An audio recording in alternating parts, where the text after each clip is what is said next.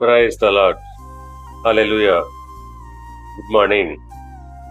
క్రీస్తునందు ప్రియులారా, మనము ఏది చేసినా అందరికీ తెలియాలని, అందరిలో గొప్పగా ఉండాలని 10 మందికి తెలిసేలాగా చేస్తుంటాము. అది ధర్మము చేసినా, ప్రార్థన చేసినా కూడాను.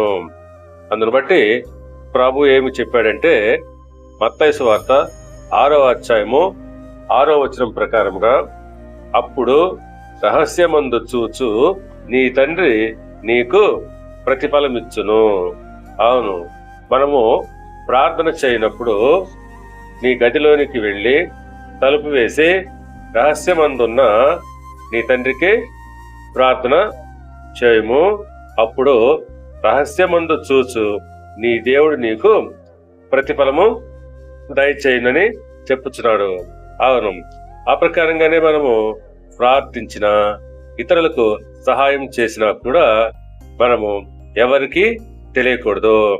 ఎప్పుడైతే మనము ఆ ప్రకారంగా రహస్యంగా దేవునికి ప్రార్థిస్తామో, పరలోకంలో నుండి నీ యొక్క రహస్య ప్రార్థన చూసే దేవుడు తప్పకుండా నీకు సహాయం చేస్తాడు.